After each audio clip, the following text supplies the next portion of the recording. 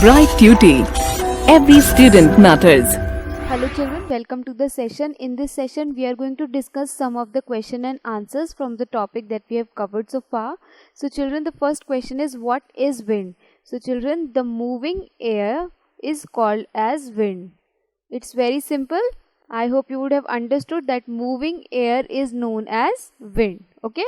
The next question is, give an activity to show that air exerts pressure. So children, we have discussed two activities that proves that air exerts pressure, right? So you will have to answer according to the number of marks this question is asked. Suppose if it is asked as a 2-marker question, then you can give a simple activity wherein we took a glass of water and we covered it with a piece of cardboard paper and then we inverted it, right?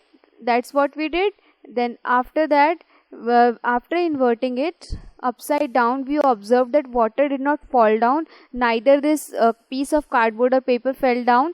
Why? Because of the air pressure that was acting from the opposite side. Okay, this proves that air exerts pressure. Now children, if the same question is asked as a 5-marker question, or if it is asked as a 3-marker question, then you will have to give the activity of the tin can that we have done. Okay, and children, see, this question has been asked in the form of an activity or an experiment. In that case, you will have to answer it in a little different way. That is, first you will have to write what is the aim of the activity. Aim is to show that air exerts pressure. Then you will write about the materials required. This you will write according to the this you will write according to the activity that you are writing.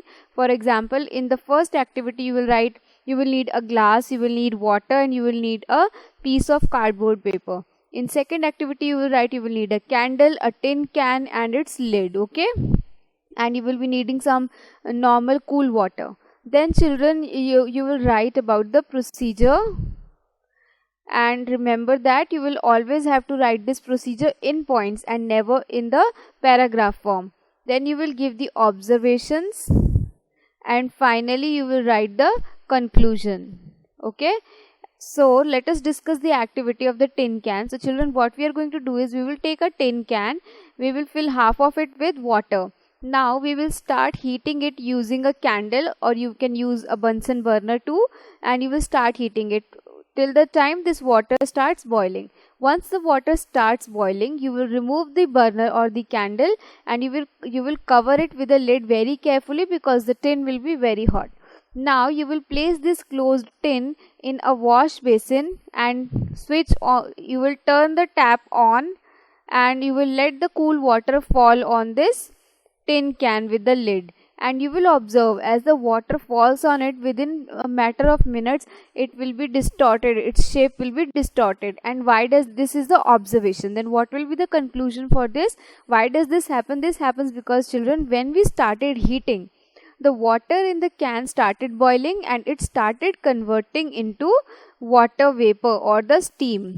Okay, and it started exerting the pressure inside the can. Now when we poured cool water over it, the steam condensed back into the water form. Okay, and as a result, the pressure that was being exerted from inside on the container decreased suddenly. Okay, the pressure exerted by air from inside started decreasing, because there is no more water vapor or steam, rather it has been condensed back into the liquid form. So what happens, children, is that the air pressure exerted from the outside becomes very large as compared to the air pressure from inside of the can, and as a result this can is distorted, or it is pushed inwards. Okay, and it is pushed inwards, it becomes distorted in shape. This activity proves that air exerts pressure. Okay children, let's move to the next question.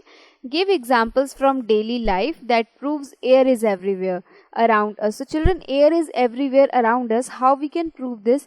The first example that might come to your mind is, we are breathing at all time, no matter where we are present. This proves that we are taking in oxygen from somewhere, from the atmosphere. It means that air is everywhere around us. Then children, we can fly a kite. Flying of kite is again possible because of the presence of air. Okay, then you can see if you put wet clothes outside for drying, they dry up quickly. Okay, if they are placed outside. Okay, and why does this happen? This happens because the and wet clothes become dry when they are laid out in air. This also proves that children, and when you have laid down these clothes outside for drying, you can observe after drying they are moving, which proves that there is wind. And what is wind? Wind is the moving air. So children, these are all of the examples that proves air is everywhere around us. Okay children, and I'm sure you will be able to find many more examples if you try.